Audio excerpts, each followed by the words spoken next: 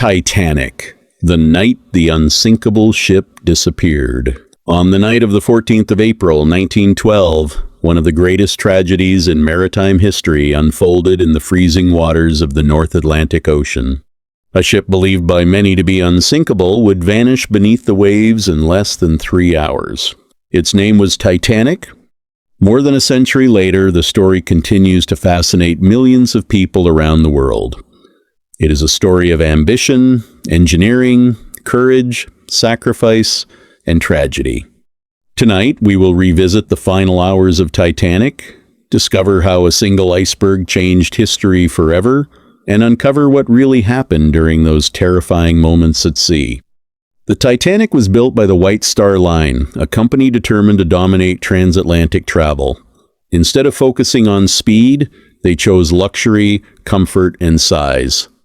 Construction began in Belfast, Ireland. Thousands of workers spent years building what would become the largest moving object ever created by human hands. When Titanic was launched, nearly 200,000 people gathered to witness the event.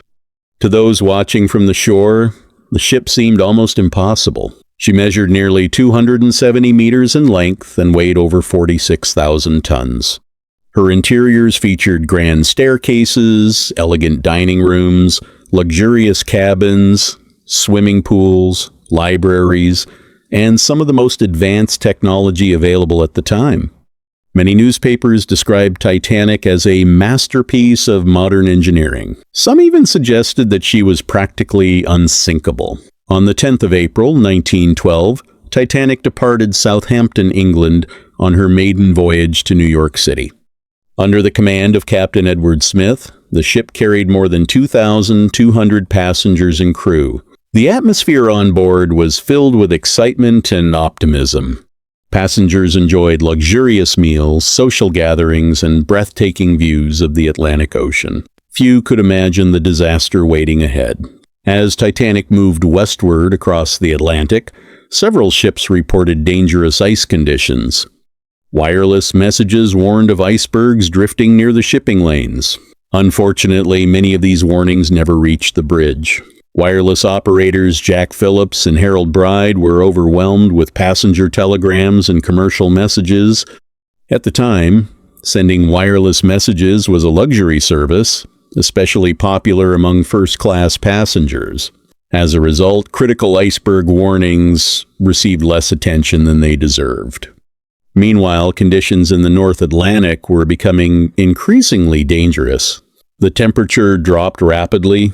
The sea became unusually calm. Normally, waves breaking against an iceberg would make it easier to spot.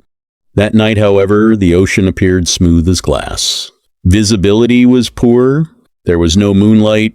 The iceberg that would soon cross Titanic's path blended almost perfectly into the darkness.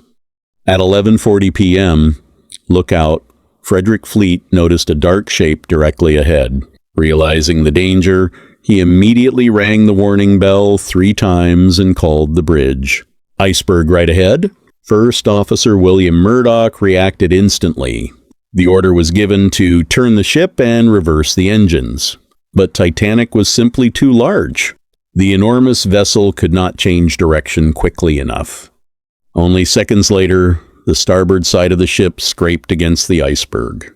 The impact felt surprisingly mild to many passengers.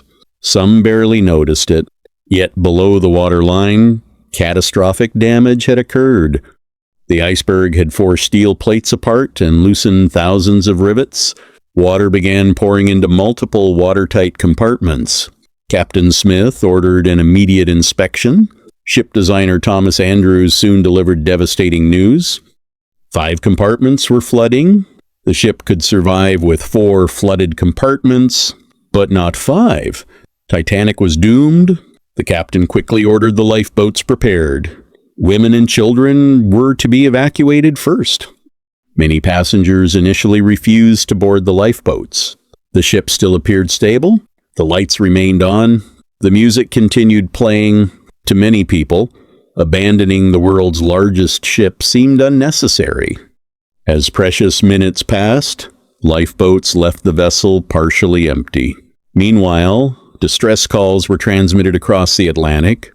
Wireless operators worked tirelessly to contact nearby ships. One vessel, the Californian, was only about 20 miles away. Earlier that evening, its crew had stopped due to heavy ice. Before going to sleep, Californian's wireless operator attempted to warn Titanic about the dangerous conditions. His message was dismissed. Later, when distress rockets appeared on the horizon, confusion prevented an immediate response. The crew observed the signals but failed to recognize the urgency of the situation. As a result, help never arrived. Farther away, another ship called Carpathia received Titanic's distress call.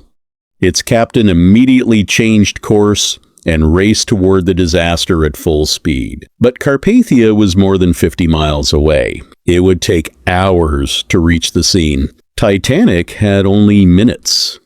By 1 the bow of the ship was noticeably lower in the water. Panic began spreading among passengers. Families were separated. Mothers held their children tightly. Husbands kissed their wives goodbye. Some passengers accepted their fate with remarkable calm. Others desperately searched for any chance of survival. The ship's musicians continued performing on deck, hoping to ease fear and maintain order. As the flooding intensified, the front of the vessel sank deeper into the Atlantic.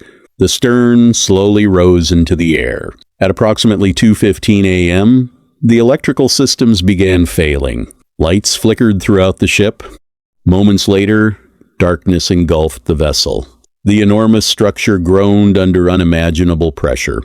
Then, at 2:20 a.m., on the 15th of April, 1912, Titanic disappeared beneath the ocean.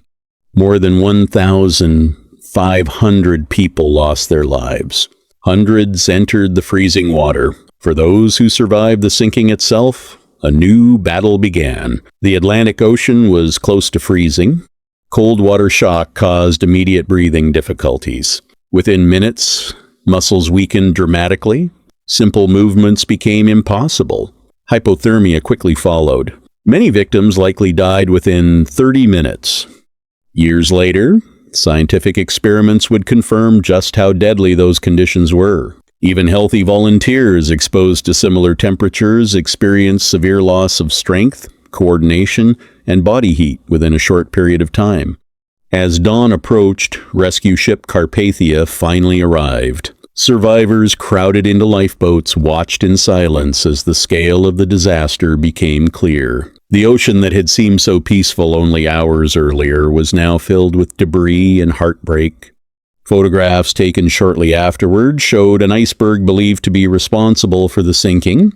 Researchers later concluded that Titanic's destruction resulted from a combination of unfortunate circumstances. The calm sea, poor visibility, delayed warnings, communication failures, and the angle of the collision all contributed to the disaster. Had even one factor been different, history might have changed. For decades, Titanic remained lost beneath the Atlantic. Then, in 1985, explorers finally discovered the wreck resting nearly 4 kilometers below the ocean's surface. The discovery renewed worldwide interest in the tragedy. Today, the remains of Titanic continue to deteriorate in the darkness of the deep sea, yet the story survives.